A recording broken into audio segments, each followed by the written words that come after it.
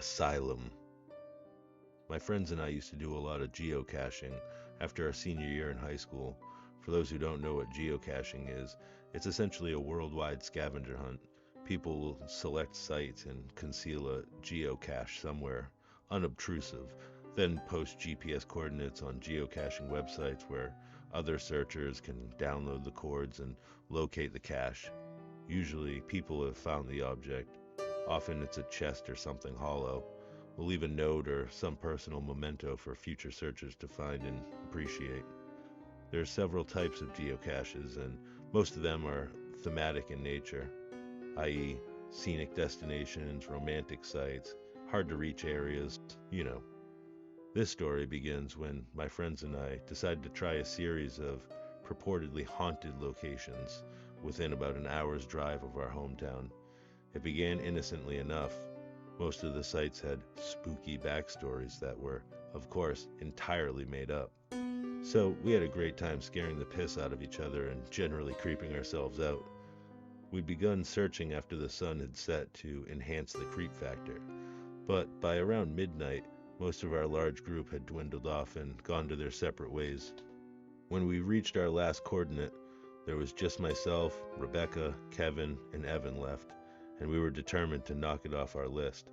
Rebecca was our guide for the night, in charge of putting in the coordinates and reading us the backstory behind each site. So while I drove, she began reading about the last one out loud to the rest of us. Now I'm paraphrasing here, but it was something along the lines of Henkel Asylum, constructed in the early 1900s. The James Henkel Asylum was built to house a burgeoning population of the criminally insane, men who had committed violent crimes like rape and murder, and torture, without signs of remorse, were deemed mentally unstable and sent to this facility for further study and rehabilitation. Once committed, very few criminals were ever released back into the society, and those that were usually had begun given frontal lobotomies, a popular experimental procedure at the time, or electroshock therapy, both of which rendered the patient nearly brain dead, capable of performing only rudimentary tasks. Stories: contemporary visitors to the asylum report hearing banging noises, cell doors opening and closing, and hearing cackling laughter that is abruptly cut short. It was pretty standard fare compared to the rest of the sites that we had visited that night, and we naturally had a good time psyching each other out for the next 15 minutes while I drove us to the asylum. We'd all heard about it. It was in our local area, after all, and we knew it had been condemned and abandoned since as long as any of us could remember, so we figured it'd be a great place to run around and be reckless teenagers without risk of getting yelled at by local cops. When we finally arrived, it looked like something straight out of one of those cheesy B movies that they show on the sci-fi. Chain link fence, barbed wire around the perimeter, two guard towers flanking the main gate, which was of course chained and locked shut with a big no trespassing sign hanging in front of it. The asylum itself was decrepit looking. It hadn't been touched for decades, which was surprising since we grew up in a pretty nice area when the municipal lawmakers tried to keep everything looking spiffy for the tourists. Needless to say, we promptly ignored the sign in the front of the gate and hauled ourselves over, cameras and GPS in hand, and walked towards the asylum. Now, given our attitude towards the previous sites, you've probably gathered that I'm somewhat of a skeptic. I believe that there are paranormal things that can't be explained yet, but I'm not exactly summoning demons in front of a bathroom mirror. So when we opened the main door to the asylum, conveniently unlocked, I dismissed the cold burst of wind as just stale pent-up air rushing out after being trapped inside for so long. My friend's bravado, however, quickly disappeared, and they began shuffling their feet nervously at the entrance, hesitant to cross that invisible threshold. I took point, chivying them along the prodding taunts, and eventually everyone was inside. It wasn't as bad as I thought it'd be. Things were relatively clean, and the entire building looked like it had been gutted. The paint was peeling, tiles popping up here and there, the metal trim near the baseboards of the wall was in desperate need of some rust be gone. But aside from that, the place was entirely empty. No crazy-ass chairs with leather straps, no gurneys lying haphazardly around, just an old reception desk and 2 hallways leading off to different wings. We explored for a few minutes, freaking ourselves out whenever we heard an old pipe rattle or a rat squeak, but otherwise, it was relatively uneventful. Our fears safely suppressed by the presence of each other, we began to get more adventurous, opening doors and peeking inside. The rooms were all empty, of course. Whatever company had been contracted to clean the place out did a pretty decent job of removing any creepy decor. Bravado returning by the minute, Evan and Kevin dropped back without Rebecca or me noticing. They began running around, making noises, trying to scare us.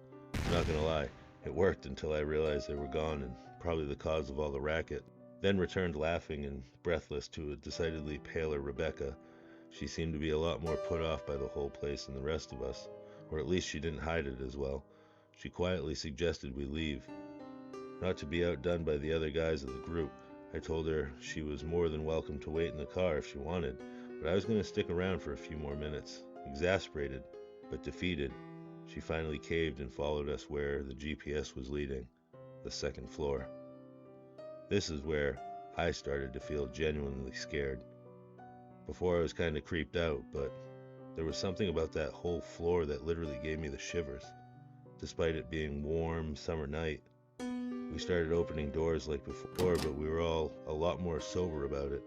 I guess I wasn't the only one who was feeling weird. Finally, about midway through the hall, we opened the door to a room, and there, lying in the middle of the floor, was an honest-to-God straitjacket. I'm not bullshitting you. Every other room was devoid of objects, but there it was, a fucking straitjacket, in the middle of the floor of some random-ass room in a condemned mental asylum. We all kind of looked at each other and raised our eyebrows as if to say, guys, you seeing what I'm seeing? And of course, trying to be a macho man to show off for Rebecca, I piped up the most ridiculous idea I could think of at the time. Dude, I'm gonna put it on. Years of horror flicks and creepypasta should have trained me to not put on the creepy straitjacket, in the creepy hall, in the creepy asylum. But teenage dumb fuckery won over, and once the words were out, I couldn't just wuss out. Nobody said anything. They just kind of looked at me expectantly, waiting to see if I'd follow through with my boast. Determined not to be called a pussy for the remainder of the night, I walked forward into the room and bent down to pick up the moth-ridden restraining device. As I got closer, though, I noticed it wasn't moth-ridden at all, but it was actually pretty decent condition. That is, compared to the rest of the place, which I've mentioned was in shambles. I mean, it had a few stains here and there, but it didn't really smell and it seemed intact enough to put on. As soon as I picked it up, though, I got this overwhelming sense of dread. You know that drop in the pit of your stomach right as you go over the lip of a roller coaster? That feeling, in the bottom of your gut that says, I'm gonna die, I just know it. Yeah, well, I got that, really strong, and I had to totally ignore it. My desire not to die was outweighed, as it is in teenagers, by my need to look cool for my friends. So I slipped my hands in the sleeves one at a time and until it hung loosely from my shoulders. Now, if you've ever seen a straitjacket, you know that you can't tie it up yourself. The whole point is to essentially cross your arms across your chest and tie the sleeves behind your back to prevent who's ever inside from moving their arms, presumably to stop them from hurting themselves or others. So as I stood there in the middle of the room, I called out to Rebecca, "Hey Becca, help me tie this thing off." She looked, if you'll excuse the pun, pale as a ghost, but she managed to squeak out, I don't think that's a good idea. But again, after some prodding and encouraging, I convinced her to begin to try tying the sleeves behind my back. Evan and Kevin just stood in the doorway, expressions a mix of admiration and incredulity. At the point in time, I felt like a badass. For about 3 seconds. As soon as Rebecca finished up the last lace, the door to the cell slammed shut, right in Kevin and Evan's faces. I never felt a breeze, and when I asked them later, both of them fervently denied closing it themselves. Skeptic that I am, I still chalk it up to us leaving the front door open and changing air pressures and all that. but it scared the piss out of me nonetheless. Then I felt a pressure on my chest like someone was sitting on it, or as if somebody was pulling the sleeves tighter behind me, and it began to get harder to breathe. I couldn't even summon enough air to whisper, much less call out for help. My vision narrowed to tiny specks, and I swear I heard someone laughing shrilly as I neared unconsciousness. The pressure increased with a sudden tug, and my world went black. When I woke up, my vision was foggy, or at least I thought it was, until I realized it wasn't just foggy, it was dark, like staring through a lens that's been collecting soot. I blinked a few times, and the darkness wavered, but didn't dissipate. Now, I've passed out and blacked out before, but whenever I woke up, it was nothing like this. Either my vision gradually cleared up or it was blurry, but never in my life have I been able to recreate the shadowy haze I saw in the asylum that night. Then from the murky depths, two small pinpoints of light appeared, a few inches in front of my face. Glaring, a lurid red and a dim echo of laughter I heard before surrounded me. As soon as they appeared, however, they were replaced by two brilliant shafts of incandescence, Evan and Kevin shining flashlights down my face. The last thing I remember hearing before I lost consciousness was Rebecca's scream and the door banging open, which probably explains why those two were standing over me with flashlights in hand. I gradually became aware of a dull murmur that I recognized as Rebecca asking me, "Please wake up, please, please, please wake up," as she shook me. She just kept saying it over and over again, kept sobbing and shaking me. When my vision cleared enough, I glanced over and saw that her eyes were completely red, like she'd been crying for a while. Trying to muster some shred of manliness, I found myself speaking in a surprisingly calm voice. Given how I was actually feeling, I remember distinctly what I said, word for word. "Get those fucking flashlights out of my face, you douchebags." Expecting a laugh or at least some reciprocal insults, I was kind of shocked when they just looked at each other quizzically, seemingly surprised.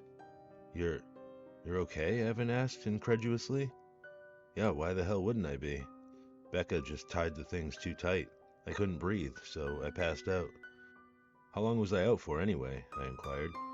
Apparently it had been long enough for them to untie the straitjacket, allowing me to rub a hand across my face. Another shared a look of disbelief.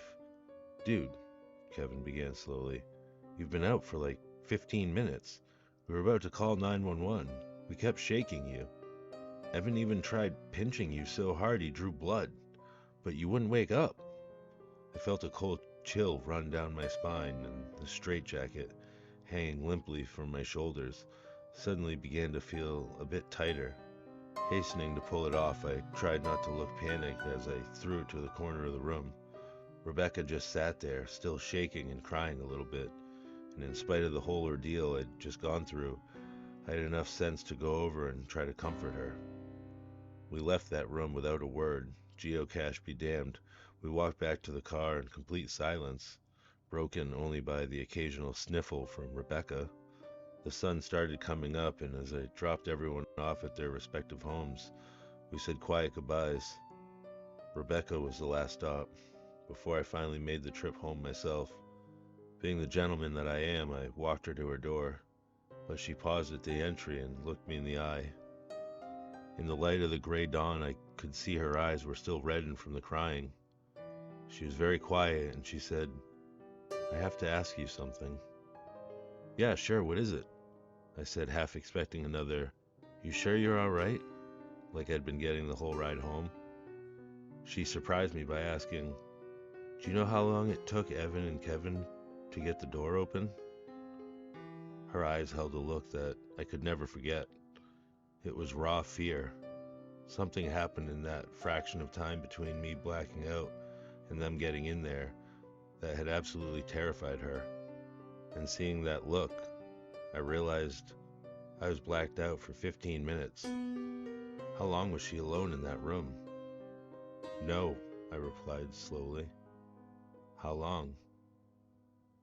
5 minutes. They said it took 5 minutes for them to open that stupid door. I was in there, and I saw you, and I saw..." She broke off, another sob. stopping her mid-sentence. At that point, I didn't want to know. I still don't want to know.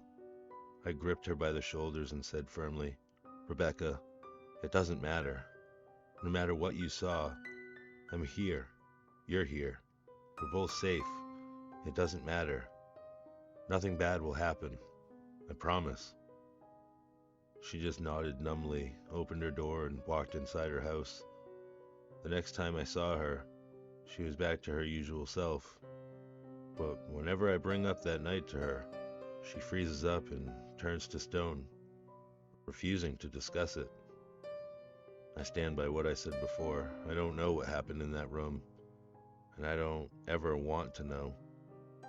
But I still have nightmares about those two glowing red lights in the darkness, and sometimes, as I lapse into sleep, I hear faint echoes of shrill laughter following me down into the depths of unconsciousness.